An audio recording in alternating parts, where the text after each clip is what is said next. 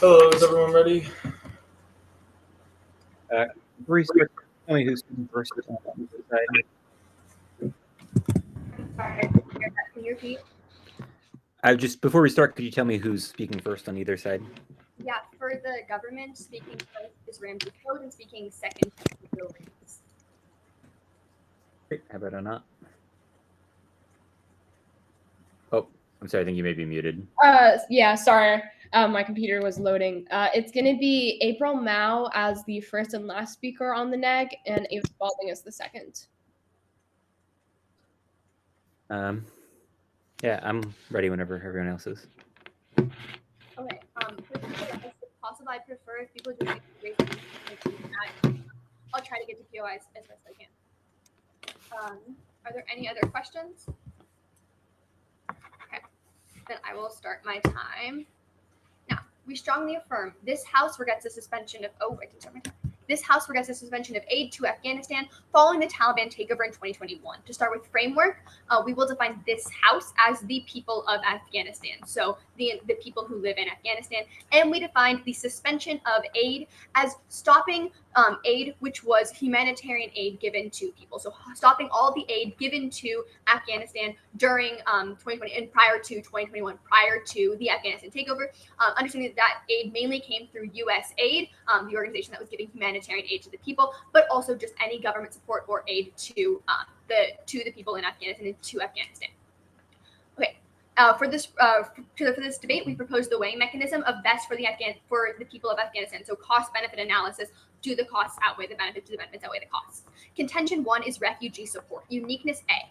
Part of U.S. aid includes documents and flight help for possible refugees. This means that during the Taliban takeover, the United States was providing aid to people who were trying to flee from Afghanistan and escape the violence in Afghanistan. However, subpoint B is that after the suspension of U.S. aid, people were unable to flee because the United States was removing itself from the situation, removing itself from Afghanistan, and no longer providing these documents and these flights to people who were trying to leave. These were specifically chartered planes that weren't normal planes, because during the Taliban takeover, they were suspending flights from their airports. So this meant suspending the ability for many Afghani residents to actually leave Afghanistan. Link A. Because people weren't able to get out, they were stuck in the humanitarian abuses and the harmful situation of the Taliban. Because we suspended this aid following the takeover, that meant that right as everything was getting worse for the people in Afghanistan, they were not able to leave because we were suspending our aid through suspending our flights that were going there, through suspending their documentation that we're giving people, and through suspending that support and sending U.S. people specifically to actually help people get out and to take people out. So the impact is fourfold. First is that women and violence against women is running rampant, which is a humanitarian issue, because women are mistreated and unable to go out, to speak, to be seen. Their women are being stripped of their rights by the Taliban, and these women were not able to flee, so they're forced to live in these conditions. Subpoint B is that a police state is extending. This means that there are super huge penalties imposed for very small crimes, and people are being executed for crimes that would seem minimal and small in the United States and other countries throughout the world because of this police state. And any opposition is completely stifled, meaning that the political freedoms of the people are virtually non-existent. Subpoint C is religious freedoms. The Taliban state has a strong focus on suppression of religion, and for suppression of practicing religion, you have to practice one religion, which means that it's harder for the people and they don't have that freedom. Subpoint D is lives, and this is the most key, which is that during the Taliban takeover, millions of people in Afghanistan are dying and are becoming refugees because of the police state, because of the humanitarian abuses, and because of the overall conditions and the starvation given the economic collapse that has followed the Taliban takeover. And they're not able to escape it because of this withdrawal of U.S. support and this withdrawal of U.S. people to actually bring people out. Contention 2 is humanitarian aid. Uniqueness A. During the Taliban takeover and prior to the Taliban takeover, the United States sent needs medical supplies and food through U.S. aid to the people in Afghanistan. Specifically, about 80% of Afghanistan's aid was from the United States. Subpoint B.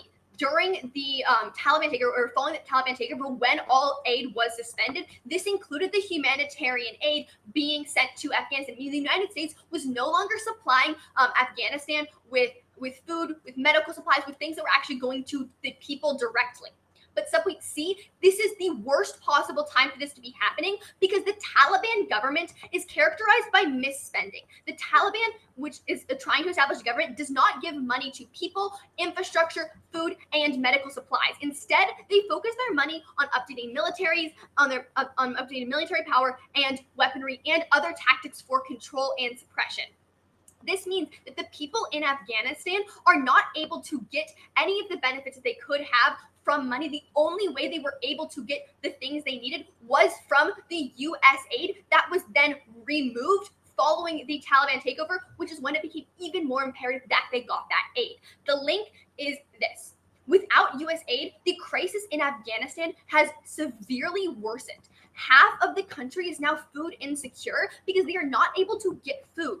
And hospitals are collapsing across the country because they're vastly underfunded, and many do not even allow women to go to those hospitals, which means it's even worse for the women in this situation because they cannot access the medical care that they need simply because the Taliban refuses to spend money on actually investing in the people and investing in the things they need to care. Link B is that with the removal of US aid, other major donors to Afghanistan have also pulled out. This includes other aid organizations that give money to the people, such as the World Bank and other organizations such as this, multilateral organizations that focus on giving aid to the people, including also the Red Cross, which gives medical aid to the country. Following the US and following the United States withdrawal, other organizations followed suit and thus removed their aid as well, which made this situation even worse for the people.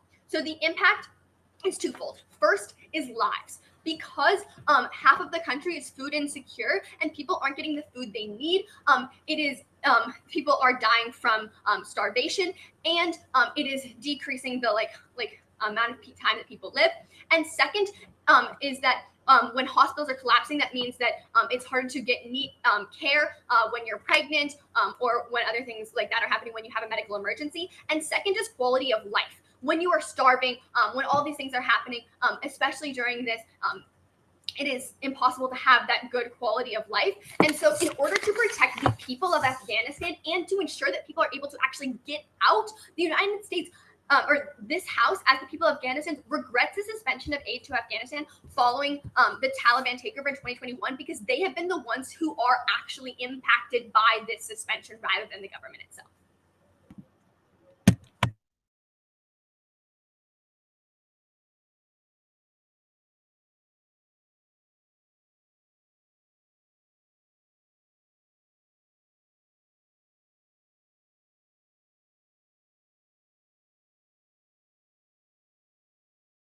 All right. If everyone is ready, it's just going to be neg case and then AF case. You'll probably need separate sheets for the neg case.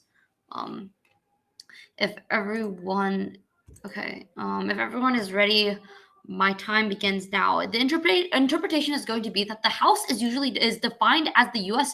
Federal government, or the interpretation is that the House is defined as the U.S. federal government. If the resolution if the resolution is this House. If the resolution is this current resolution, which is this House regrets the suspension of aid to Afghanistan following the Taliban takeover in 2021, the violation here is that the affirmation defines the House as the people of this Afghanistan. So the standards, number one, is that we see a predictability. Just in general, we see that when you see the House regrets the suspension of aid to Afghanistan, this is usually it's probably more predictable to assume that this is about the U.S. federal government, specifically because most of our rounds are always like U.S. federal government, and by finding so many results with the House relating to the U.S. federal government, it means that it's more predictable for this House to be the U.S. federal government. Therefore, it's unfair for them to say that this House is actually is Afghanistan.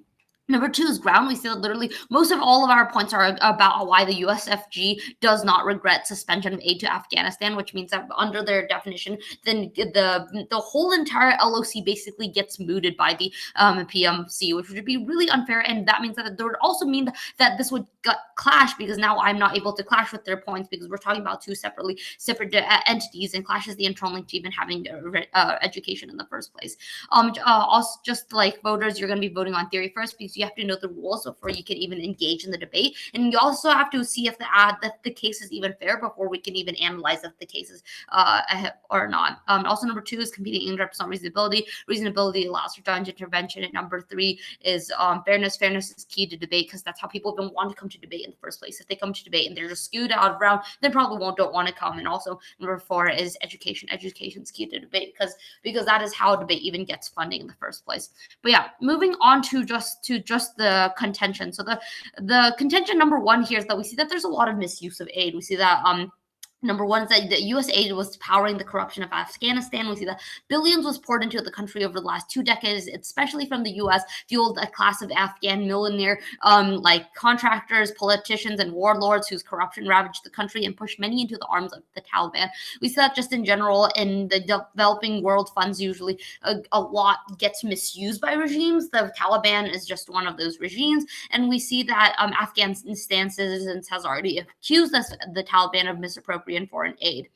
Number 2 is that the Taliban takeover of Afghanistan may have been helped by the U.S. aid and would have continued to be supported if we had continued with aid, especially we as the U.S. government. So that before the takeover, it was estimated that half of American aid shipments that were supposed to be used by Afghan government military forces and regular citizens were stolen and siphoned off by Taliban fighters. So we see that so the impacts here is basically number 1, preventing further like Taliban spread and power. Subpoint A here is that funding the Taliban would have further increased expansion, causing a possible takeover of neighboring countries and even more decreased human rights. Even if you buy the affirmations frame that this house is at the government of Afghanistan, we're going to tell you that the government probably does not regret this, because like the like old government whatever not regretted giving would have not regretted if they had cutting at the power of the Taliban.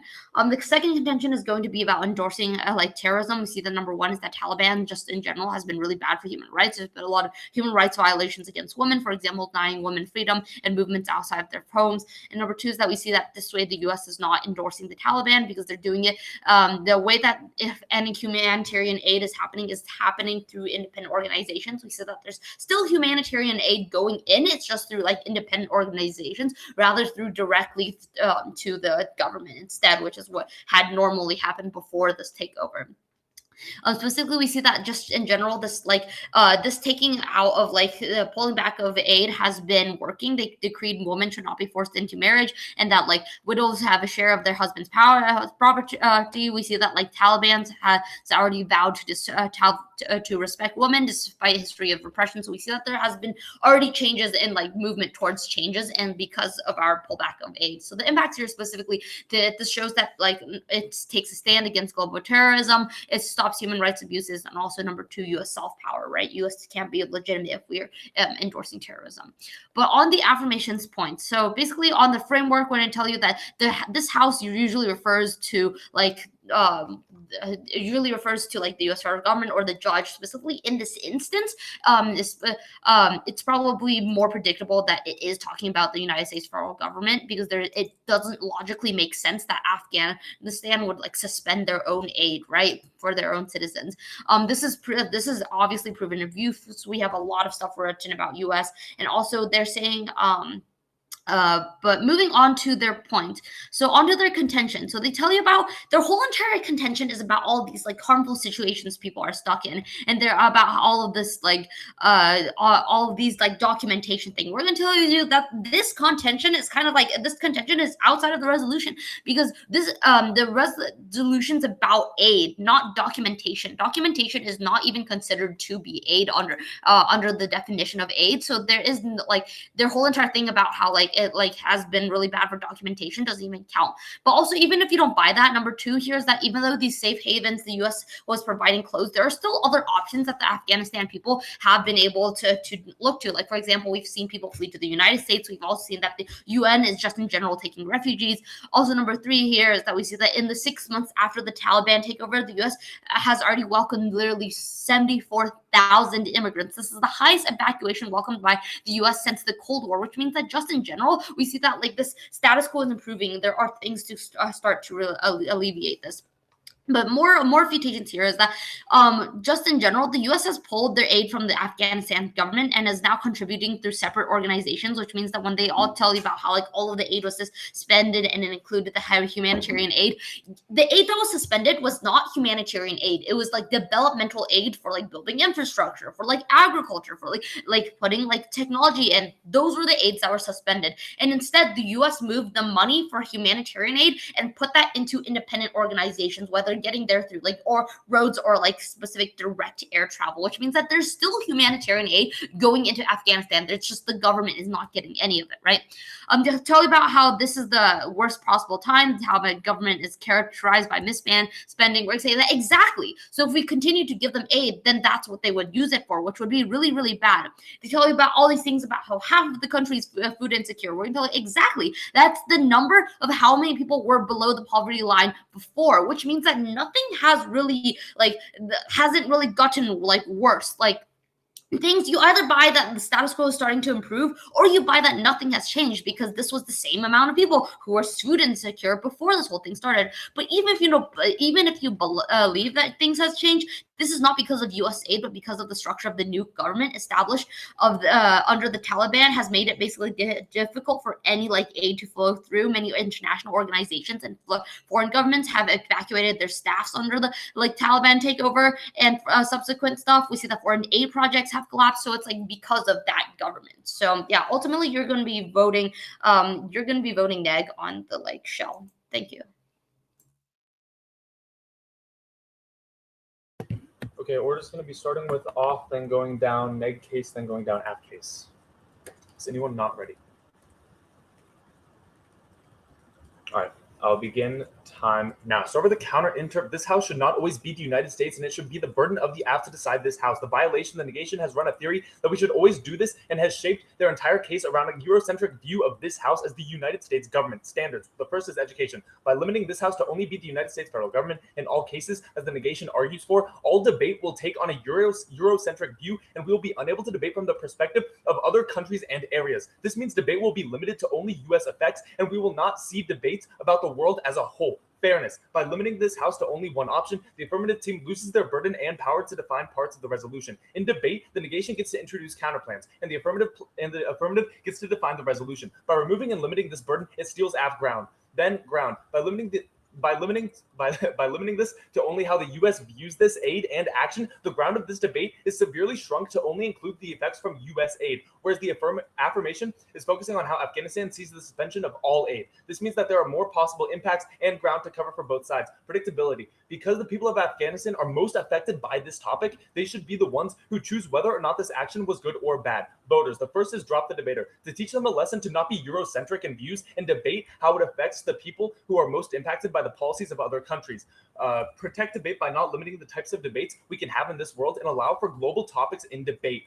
A prior vote for the first. Then, basically just look to their theory shell entirely, which is basically talking about how we should be viewing grounds through a Eurocentric perspective. We argue this is really, really bad because, one, look at the resolution. The people that are being most impacted is the people of Afghanistan. And considering that this house can be literally anyone in the debate, and the apps define it as the people of Afghanistan, we would argue that what the neg is doing is really, really bad because now it is centering the debate instead of being around Afghanistan. Now it's about U.S. profit. Does the U.S. government regret taking back aid? Does the U.S. government benefit from this? We would argue drop neg on this counter or on this interp because it's really, really bad, and instead it just shifts the ground of debate to be Eurocentric. And how does Europe, how does the West benefit, or how does the West impact out from actions, whereas clearly the actions and the people who are being hurt the most are the people of Afghanistan. Therefore, that is who this house should be. That is who we should be focusing on. Drop the neg for even considering the fact that we should now be worrying about things like American profit and how the American government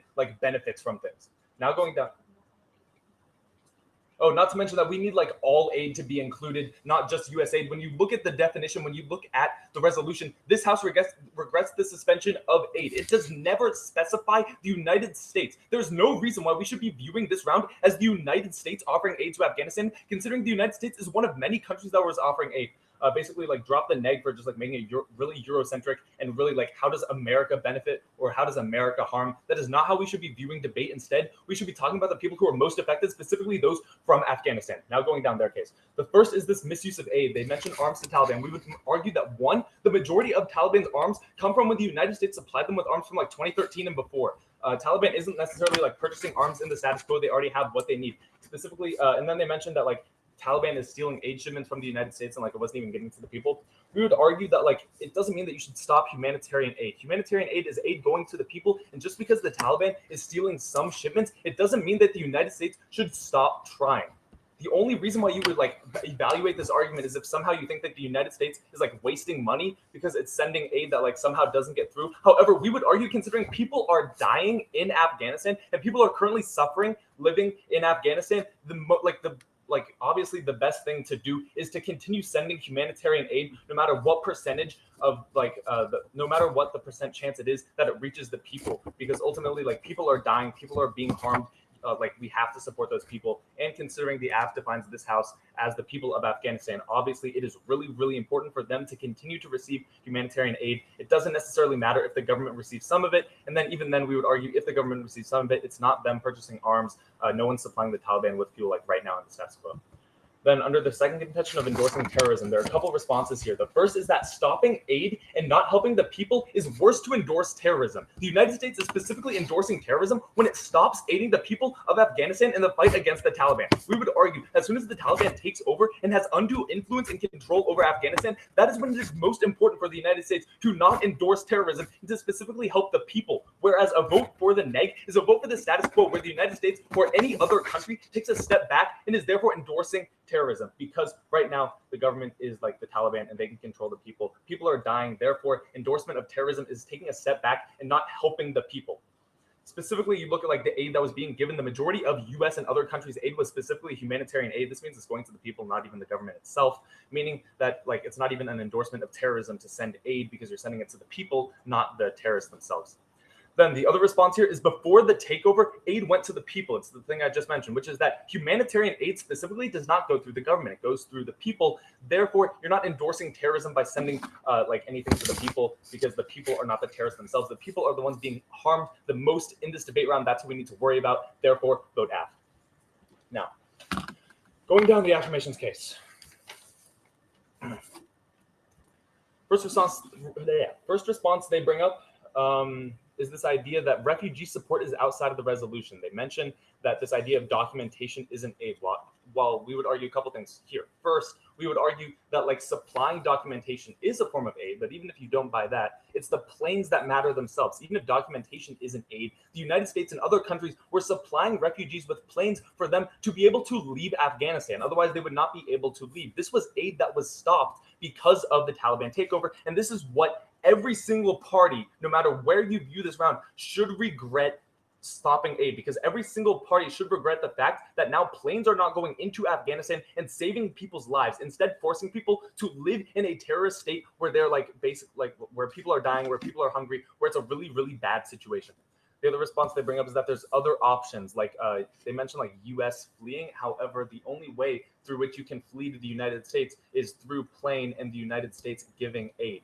Therefore, the only way refugee support exists in either world is through aid given by the United States or any other country. And we would argue, no matter who this House is, saving lives and having less people live under a terrorist state is a good thing. Specifically the people, and we urge you to vote under this House of this being the people of Afghanistan. It's really good if they do not have to live in poverty, live in hunger, and live under a terrorist state.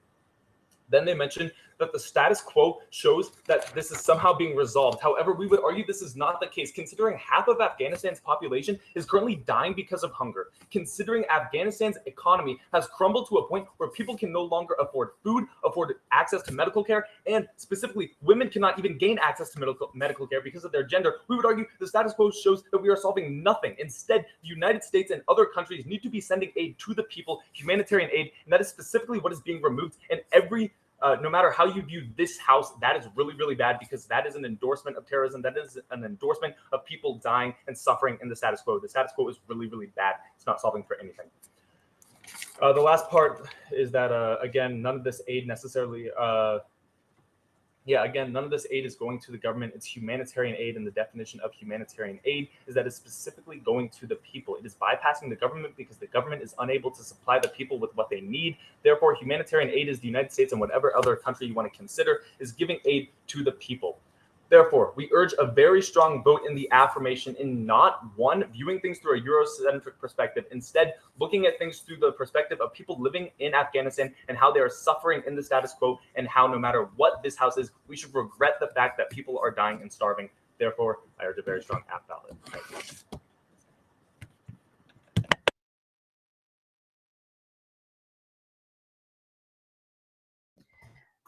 Okay. Hi, everyone. My name is Ava Spalding. I'm going to be the second speaker for the negation side of this debate. The order is going to be just first on the shell, and then on neg case and aff case. Okay. If anyone's not ready, my time will begin now. So let's look at by starting off at the negatives counter interpretation. So they tell you that this house should always be the US and it should be the burden of this house. I have a couple issues with this counter interpretation. This is probably really, really unfair to the negation, because if you can say that it is the affirmation's ground to say what this house is, the affirmation can get up here and say, this house means me. I regret this, and then they could win every round under their definition if that's fair. So that probably means that the counter interpretation is really, really unfair and leads to the collapse of debate because of that. On the kind of on like the violation, I just want to mention something really quickly about like proven abuse. Like April and I specifically, like we don't specify in the PMC in our interpretation because we don't want to like skew anyone out of the round. So like if the negative had gone up here and just like changed the way and had just like changed their mechanism, then we would have been able to have a good debate round, but they chose not to do that and they chose to continue with their abusive definition.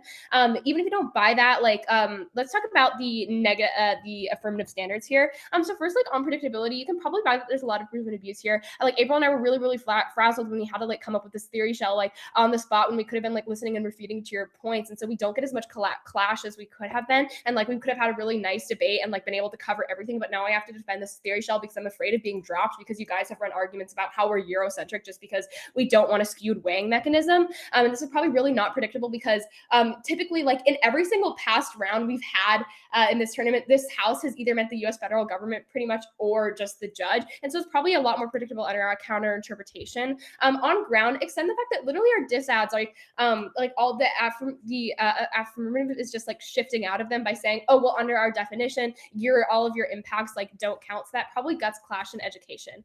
Now let's look at the negatives points. So they talk about this whole Eurocentric thing. However, you can't say this is causing all of debate to be Eurocentric when this is only about one specific resolution, as we talked about in our counter interpretation. So we're not causing these like big ticket impacts, whereas your counter interpretation is for literally every round. So there would be unfairness in every round under your counter interpretation. Even if you don't buy that, you talk about how like it's very important that we're talking about the people of Afghanistan, and we 100% agree. And that's why in our case, we literally talked about the people of Afghanistan. We have entire points about how we are still giving aid to the people of Afghanistan. We are talking about entire points about how the Taliban and preserving that is bad for the people of Afghanistan. We concede it would have been really, really abusive if we had gone up here and said the USFG is the only thing that matters, and the USFG is the one that passed this policy, so they don't regret it. But no, we want to have a fair debate, and we're not being, we don't have any proven abuse against that because we're not saying that, and we're still saying that the people of Afghanistan matter, even if we're looking at this through a U.S. lens. On Eurocentrism, it's not specifically like Eurocentric if we're still talking about everyone in the round. Also, just because we're looking at this from a US lens, that's just because we're in the US and that's the government that provided the policy. However, if we're still looking at everything that's happening in terms of Afghanistan and still talking about it, then it's not a Eurocentric lens. And then lastly, they say that there's no reason that it would be the US. However, yes, it would be the US because the US is specifically the one that suspended aid in 2021. When you look up suspension of aid to Afghanistan, it all comes up about the US. So that's going to be another reason why you're going to vote for our predictability standard. Even if you don't believe that, we're still going to be winning under sure. Did the IMF and World Bank suspend aid to Afghanistan in 2021? I'm not sure. I don't know. All I know is that when I looked up about this suspension of aid, it mainly came up about the US. So that's all I can tell you. Even if you don't buy that, like if I had talked about the World Bank, you guys still would have called me Eurocentric. So it doesn't really matter. Okay, moving on to the negation case. So let's talk about the first contention about misuse of aid. One key thing that my opponents do not refute in the MG and is going to be the reason that they're losing on case is that the US is still providing foreign aid, just not in the same way. What happened when we stopped providing foreign aid in 2021 is that we stopped providing aid directly to Afghanistan.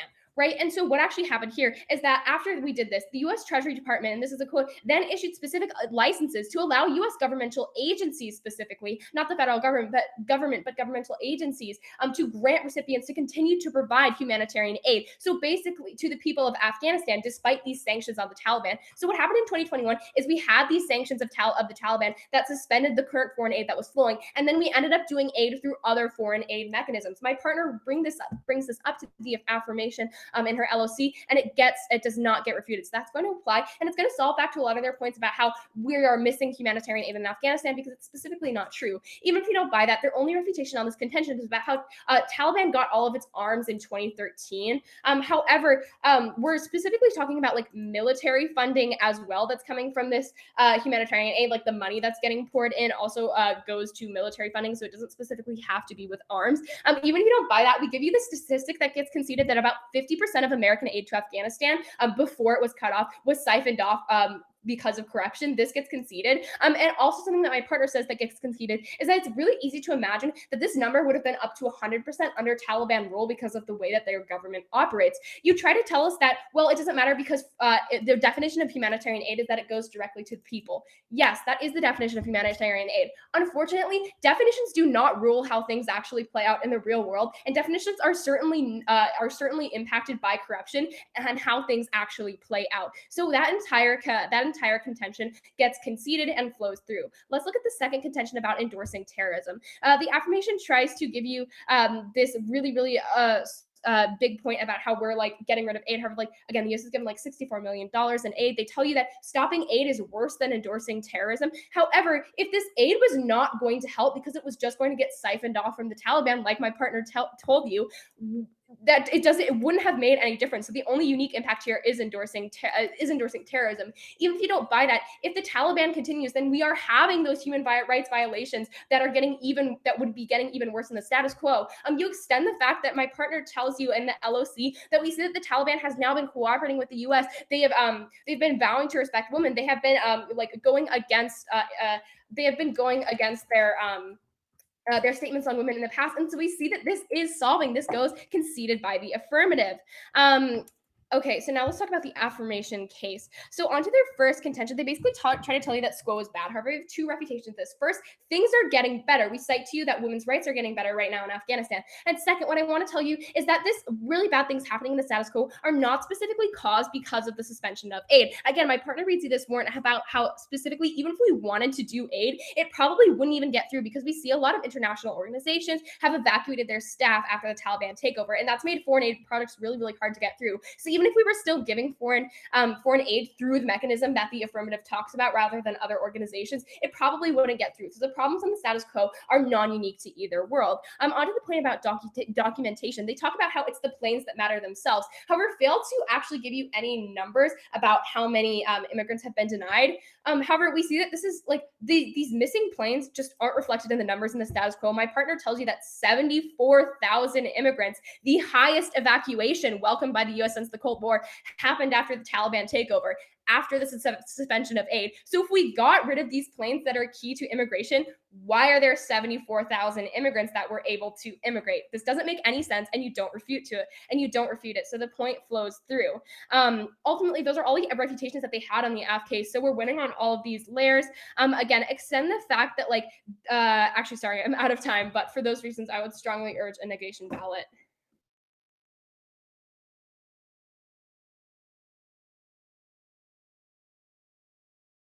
All right, so off-time roadmap, it's just going to be kind of on weighing, so all on a separate sheet of paper. I'll do a little bit of extensions on theory, but mostly probably on case.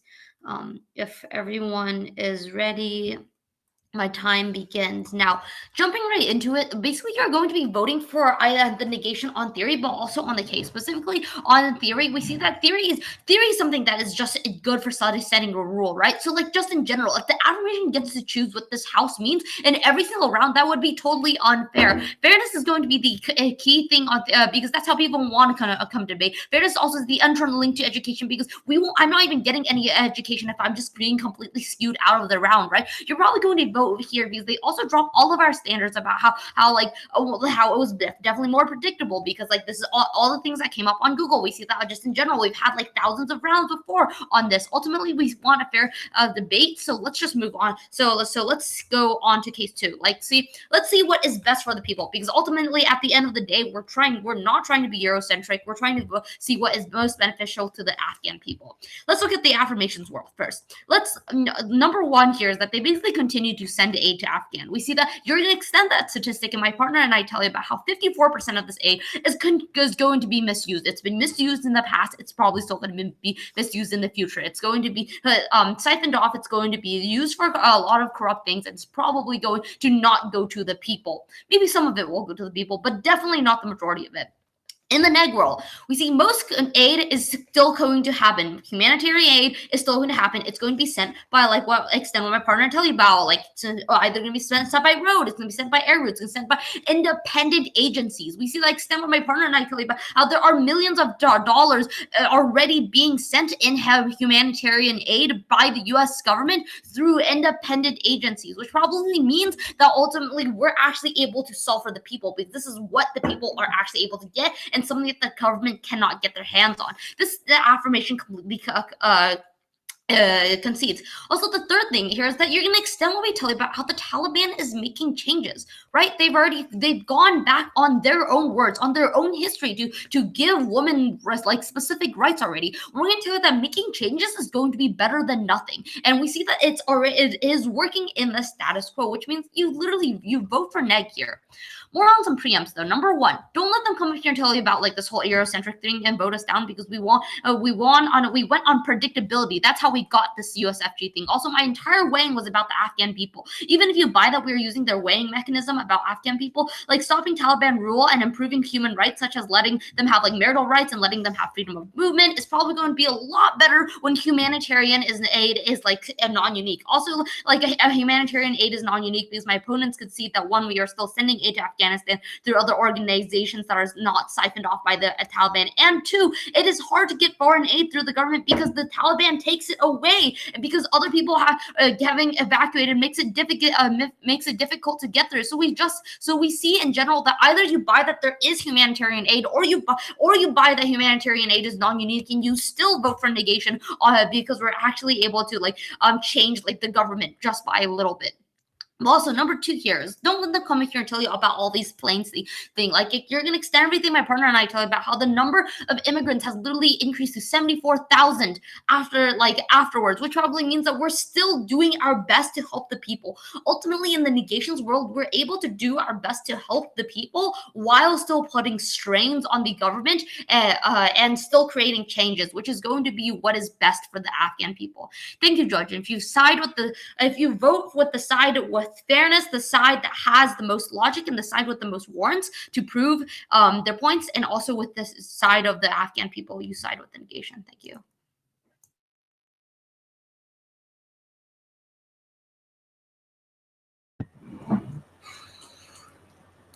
Okay. Is everyone ready? Okay. Off-time roadmap. I'm going to be going off case, so theory, and then definitions, and then just downvoting. Okay, start my time now. Our theory shell specifically, they call out that this is unfair because we're saying that the affirmation should just always get to choose exactly what this house is. However, the exact thing that we are arguing for is the status quo of debate, in which the affirmation is the burden of defining words. However, the negation is allowed to call out those words and contest them. If they feel that a definition is abusive, they're allowed to contest that definition. In this round, the negation could have simply contested our definition, but they chose to run a theory saying that this house should always be the United States. That is where we had our issue, was that the affirmation has the burden and it should not be limited to only ever being one thing. So you are not going to vote on theory at the end of the day, because in essence, this is all just a debate over whether or not this is a good definition, and we're saying that we're going to now win this definition and explain why this house really should be the people of Afghanistan rather than the United States federal government, because that is how debate is run. Because if they contest it, they can contest it. We then contest it back. We're not harming the fairness of debate by having the affirmation continue to have the burden of defining things in the resolution. Now let's go on to why it should be the people of Afghanistan. First, it's predictability. Because Afghanistan is the one affected by the impact of aid's existence or removal, they are the ones with the power to regret its existence or its removal. They're the ones impacted by if terrorism extends in Afghanistan. They're the ones impacted by the lack of planes, by the lack of food. They are the ones impacted. They're the ones who have the power to regret. That makes more sense. And even their own impacts all flow under Afghanistan, the people of Afghanistan regretting it or supporting it. Thus, because their own impacts flow under it and our impacts flow under it, it is the most predictable thing because they're the ones who are most impacted by the actions. Then the second reason is ground. By limiting it to simply the United States and how the United States regrets or doesn't regret this action, that means that the only aid that can be considered is that of the United States. Because the United States is not affected by the World Bank suspending aid to Afghanistan or anything like that, so they can't regret that. That means that they're shrinking the ground of this debate to only be talking about U.S. aid, whereas the IMF, the World Bank, and other countries also suspended aid to Afghanistan following the Taliban takeover in 2021. This means that we need to include all impacts and extend the extent of the debate. Given this definition, let's go on to the case debate. The negation has made a huge clerical error in that they give you no reason that why the aid given before 2021 is inherently bad, because they drop their entire case in the MO. Extend that no one is currently selling weapons to Afghanistan, which means that even if the Taliban has money, they can't be spending that on weapons, and the majority of their weapons came from U.S. giving them in 2013. Then extend that while some of the humanitarian aid was being stolen, a majority of it was obviously reaching the people, considering the people had food. And extend that the Taliban is not giving any aid to the people, and they're not spending anything on the people. That means the only situation in which the people in Afghanistan can get food, supplies, or any goods is through aid. Thus, you also need to extend the fact that terrorism is being endorsed in their world more. This turn on their second contention is a key voting issue, because by crippling the people, by starving them and denying them food, they have no power to fight back against the Taliban, thus entrenching terrorism more. Let's look at this from the perspective of going outside. First, on planes and refugees. They tell you that 74,000 people were evacuated from Afghanistan, but they never give you a time frame on when this happened. Given the affirmations case and given the argumentation here that these planes were removed, however, they were given before 2021, we tell you that that is likely happening before 2021. Then we tell you that half of people dropped into food insecurity after the withdrawal of aid. This is because the only way they were getting money during getting food was because of this aid from other countries. So if we look at the people of Afghanistan, what they are experiencing right now is that they are stuck in a country where their rights are being stripped away, where they do not have food to fight back, where terrorism of the party in control is running rampant, and they have no way to fight back because they are starving and dying. They regret the suspension of aid because without aid, they are thrust into poverty. They tell you that the U.S. is now providing aid, but it took a year to get there. And this new aid clearly is not solving because half of the people are still food insecure. This aid is clearly not solving, but they give you no reason why the old aid was so much worse for the people of Afghanistan, considering they were able to escape and they were able to be fed and they had their freedoms. So thus, it is vital that you affirm and ensure that the people of Afghanistan do in fact regret that they are starving and dying and unable to escape the Taliban rule. Thank you. Good round, you guys. Good round to you as well. Thank you guys for the round. Me and Nick will probably take. How long do you think deliberation will last for you? I may take a little bit, maybe 10 minutes. Yeah, I normally take 10 or 10 to 12 as well. All right. Okay, cool. We can just wait until the tab room screen says. Yeah.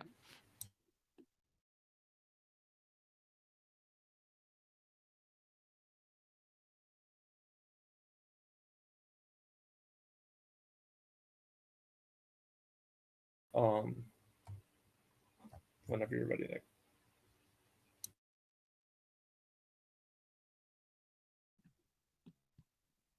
Sorry. Yeah, sorry, it's on mute. Yeah, I'm good. Okay. Yeah, do you want to start and I can go after or whatever you'd like? Oh, sorry, I think you're muted. Oh, sorry, my bad. Yeah, I can go first, although I admit I'd take a little while.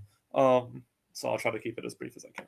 Yeah, so in general, my paradigm is that I'll weigh all arguments insofar as you demonstrate that your framework is convincing and why that necessarily contributes to round. In that vein, I do to some degree take ops like points into account, but insofar as most of the points that were contingent on viewing it from the perspective of the US government or in LO were not extremely extensively impacted, were largely dropped in subsequent speeches, and much of their points otherwise connected towards the interests of the Afghan people anyway. So I ultimately largely weighed on that paradigm, although I did take your like what points and what substantive you had into some vague account. However, I do hold a higher burden to conflicting frameworks, right? Insofar as that you have to prove to me why this framework is coherent. I don't really get a lot for why like soft power matters for the US in this region, why it necessarily has to exercise that. I don't get enough on why independent aid strictly better or like why the mechanism of Taliban starting to support women is relevant to the round insofar as like is that like contingent on the US not sending aid.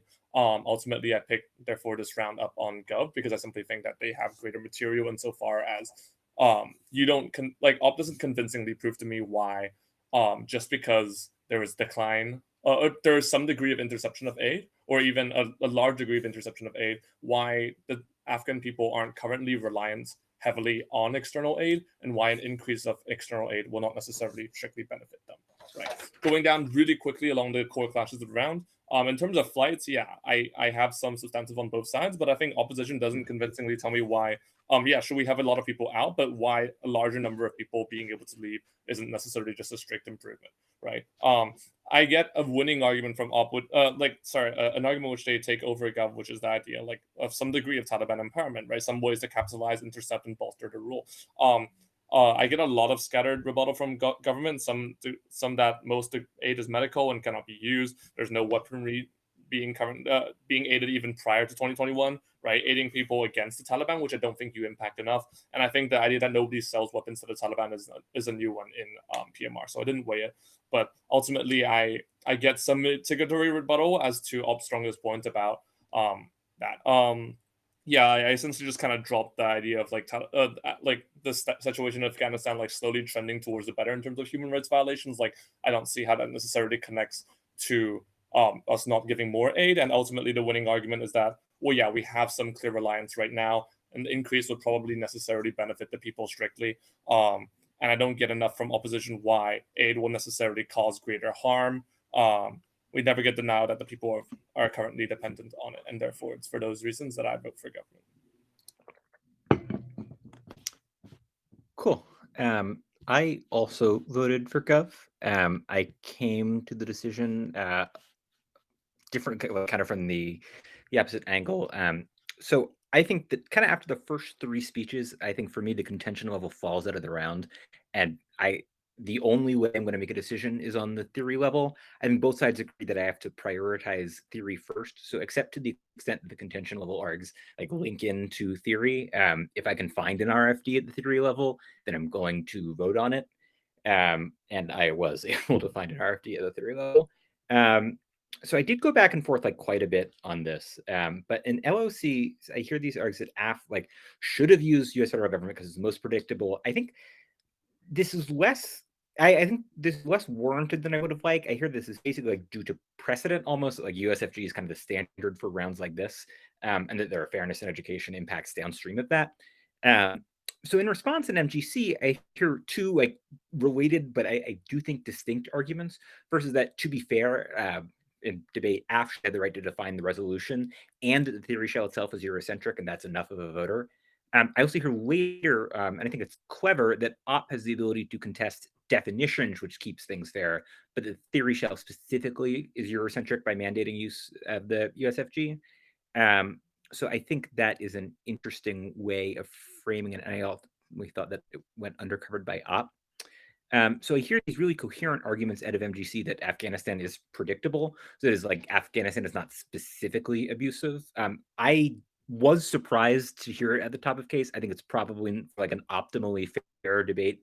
It is probably not like the best one. Like I think the framing of the optimally fair debate would be like a neutral part, like the UN, or I heard in an earlier round, like in a this house regrets style round, like the judge, like me, I'm the actor who should regret something or not. So I think that those would maybe even better.